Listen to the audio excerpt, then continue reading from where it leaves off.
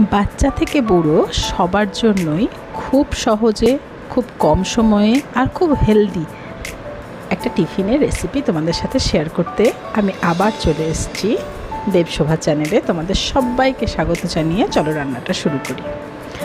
প্রথমেই পরিমাণ মতন আমি 1 কাপ সুজি, হাফ কাপ মতন আটা বা তোমরা ময়দা নিতে পারো, একটু চিনি আর একটু নুন দিয়ে ওটাকে দুধের ওপরের সরের পুরো মালাইটা নিয়ে, একটু দুধ উষ্ণ উষ্ণ নিয়ে এটাকে ভালো করে মিক্স করে ঢাকা দিয়ে কিছুক্ষণ রেস্টের জন্য রেখে দেব। তোমরা এই জায়গায় টক দইও নিতে পারো। তো টক দইয়ের ফ্লেভারটা যেহেতু আমার ছেলে পছন্দ করে না, সেজন্য আমি এটা দুধ দিয়ে করি।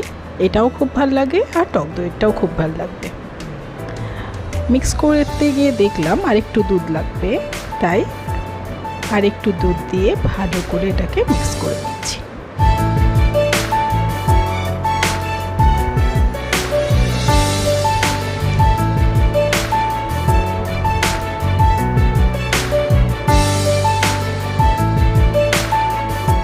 এই মিক্স করার সময় একটু লক্ষ্য রাখতে হবে যেন কোনো লাম্পস না থাকে। ভালো করে চামচে করে মিক্স করে নিয়ে কিছুক্ষণ ঢাকা দিয়ে রাখলেই হবে। সুজিটা একটু ফাঁপতে সময় লাগে। দেখো 10-15 মিনিট মতন হয়ে গেছে। সুন্দর সুজিটা ফুলে গেছে। এর মধ্যে আমি দিয়ে দিচ্ছি একটু পেঁয়াজ কুচি, একটু টমেটো কুচি আর একটু বিনস। তোমরা পিসও দিতে পারো বা যে যেমন ভেজিটেবল বাড়িতে অ্যাভেলেবেল বা খাও সেই মতো দিয়ে সুন্দর করে মিক্স করে নেবে।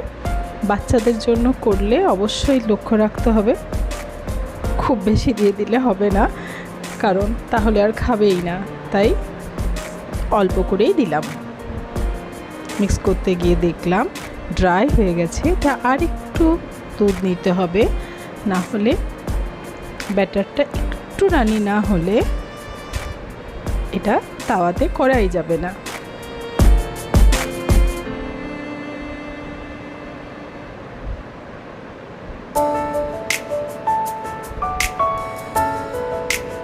মিক্স করে ওটা সরিয়ে রেখে দিয়ে তাওয়াটাকে গ্যাসের উপর চাপিয়ে নিলাম।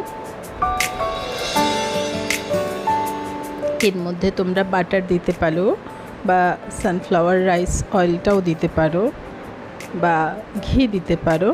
আমি এখানে সামান্য পরিমাণে অলিভ অয়েল ইউজ করছি, কারণ আমি বলেইছি খুব হেলদি করব। খুব অল্প অলিভ অয়েল দিয়ে পরে এটাকে বানাবো।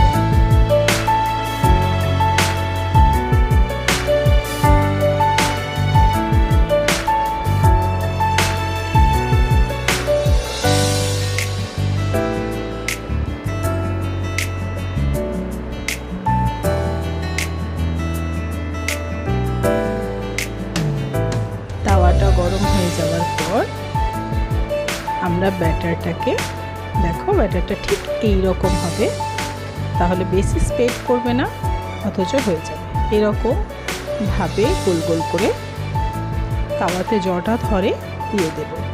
একটা পুরোটা বড় গোল করা যেতেই পারে, সেরকমও করতে পারো তোমরা, কিন্তু এরকম ছোট ছোট করলে নিয়ে খেতে সুবিধা আর দেখতেও ভালো লাগে।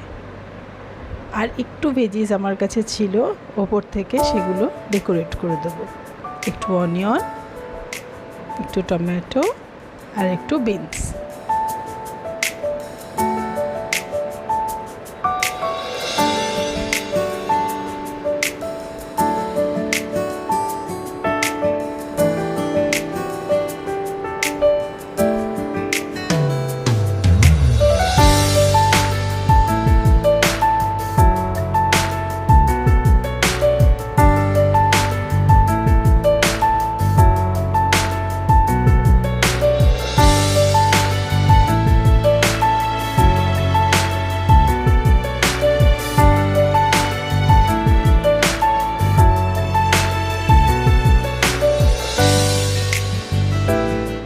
তারপর একটা চিজের কিউবকে গ্রেট করে নিয়েছি, এটা উপর থেকে দিয়ে দেব।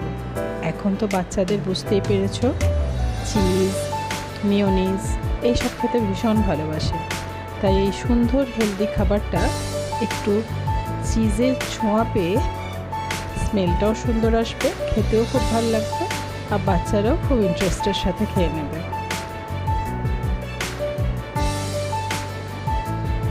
তোমাদের ইচ্ছে করলে এটা স্কিপও করতে পারো।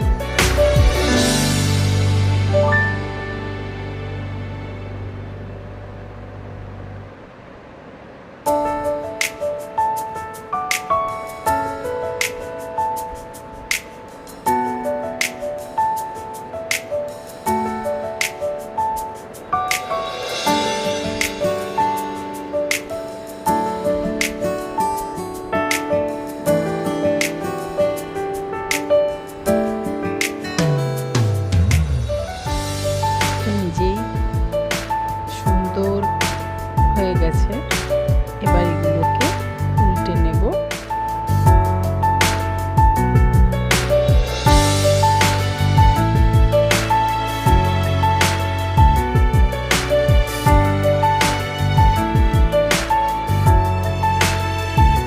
উল্টে নিয়ে খুন্তি করে একটু প্রেস করে করে ভালো করে সেঁকে নেব, কারণ ওইদিকে ছোট ছোট ভেজিসগুলো সব আছে, যেন ভালো করে ওটা কুক হয়ে যায়, সেই জন্য একটু প্রেশার দিয়ে ভালো করে মিডিয়াম ফ্লেমে সেঁকে নেব ভালো করে।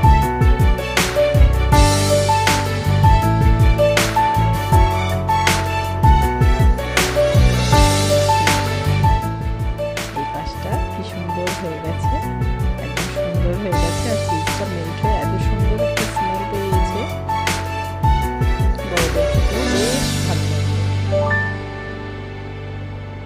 বাচ্চারা এটা খাবো ওটা খাবো না, সবসময় ফাস্ট ফুড খাবো, বাইরের জিনিস খাবো, ঘরের কিছু খাবো না, তাই ঘরের হেলদি খাবারটাকেই একটু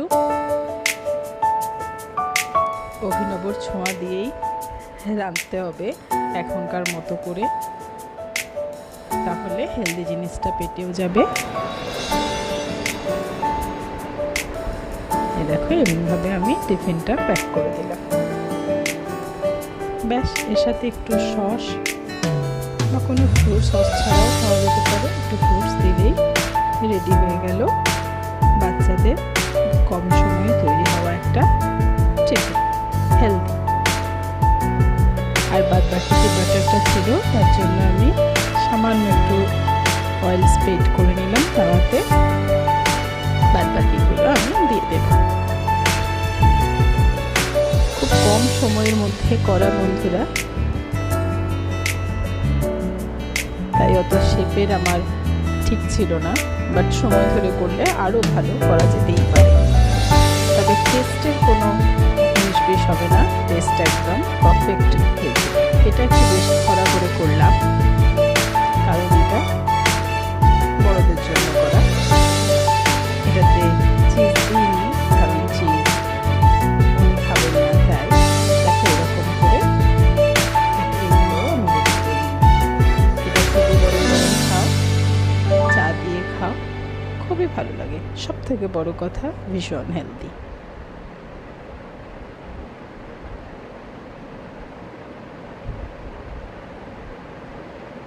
তোমাদের যদি এই রেসিপিটা ভালো লেগে থাকে অবশ্যই চ্যানেলটিকে লাইক করো, শেয়ার করো আর সাবস্ক্রাইব করো।